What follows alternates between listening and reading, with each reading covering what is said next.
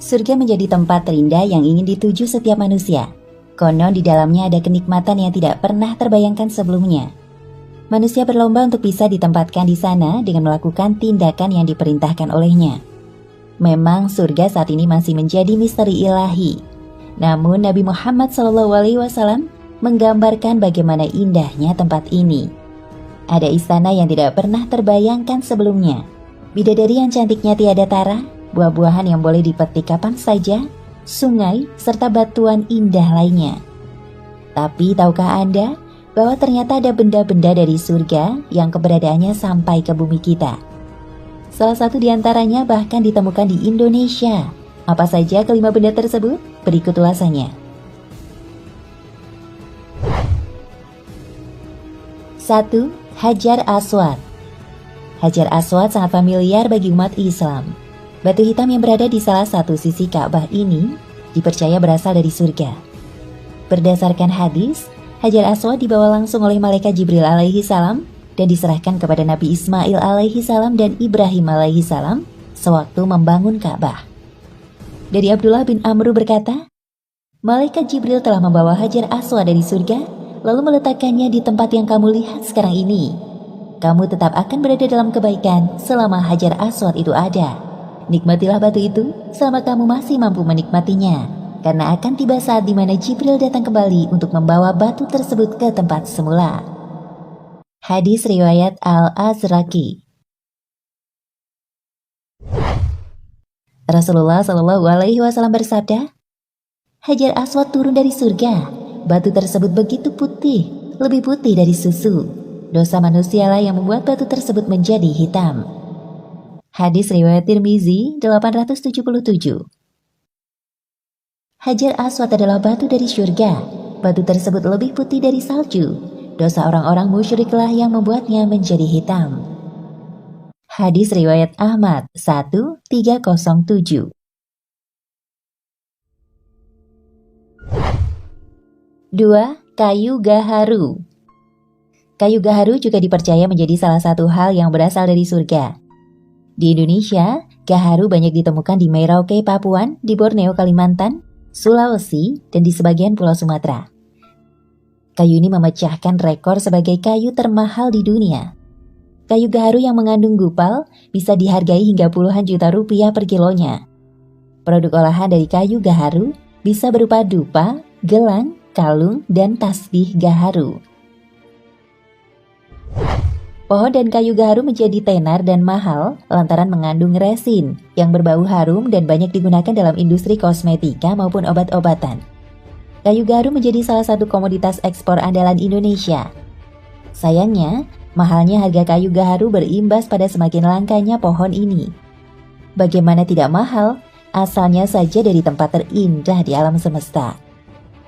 Dari Abu Hurairah radhiyallahu anhu bahwa Rasulullah SAW bersabda, golongan penghuni surga yang pertama kali masuk surga adalah berbentuk rupa bulan pada malam bulan purnama. Sampai ucapan beliau, nyala perdupan mereka adalah gaharu. Imam Abul Yaman berkata, maksudnya adalah kayu gaharu. Hadis riwayat Imam Bukhari. 3. Batu makam Nabi Ibrahim. Batu ini terletak di sisi Ka'bah. Dahulunya menjadi pijakan Nabi Ibrahim ketika membangun Ka'bah. Menariknya, batu ini layaknya katrol yang membantu pembangunan gedung bertingkat pada era kini. Ketika Nabi Ibrahim perlu meletakkan batu-batuan dan tanah pada tempat yang tinggi dari Ka'bah, maka Nabi hanya cukup berdiri di atas batu makom tersebut.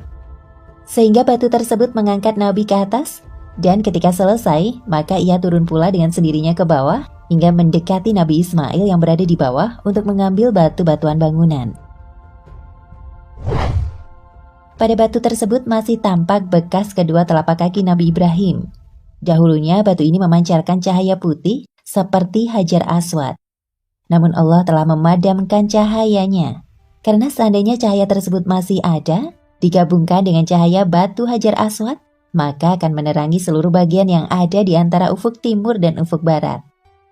Tentang Hajar Aswad dan makom Ibrahim ini, Rasulullah SAW bersabda, rukun Hajar Aswad dan makom Ibrahim adalah dua batu aki yang diturunkan dari surga yang telah Allah redupkan sinarnya. Kalau seandainya tidak demikian, niscaya sinarnya akan menyinari seluruh penjuru dunia dari timur sampai ke barat.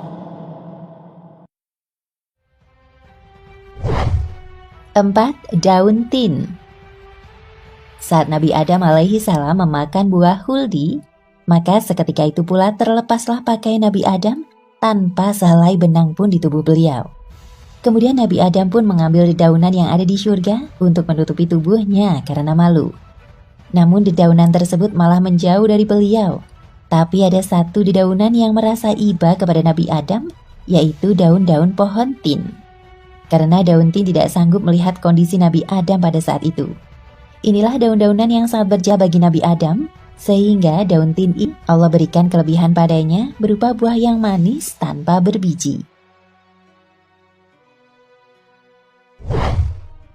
5. Cincin Nabi Sulaiman.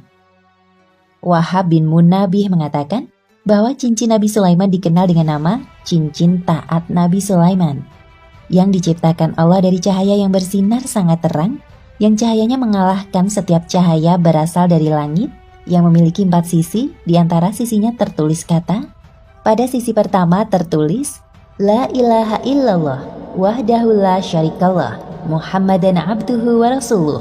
Artinya, tiada Tuhan selain Allah, tidak ada sekutu baginya, Muhammad adalah hamba dan rasulnya. Pada sisi kedua tertulis, Allahumma malikal mulki tu'til mulka man tasya wa tanzi'ul mulka man tasya wa tu'izu man tasya wa tuzilu man tasya. Wahai Allah yang memiliki kerajaan, Engkau berikan kekuasaan kepada yang Engkau kehendaki, dan Engkau hinakan orang yang Engkau kehendaki.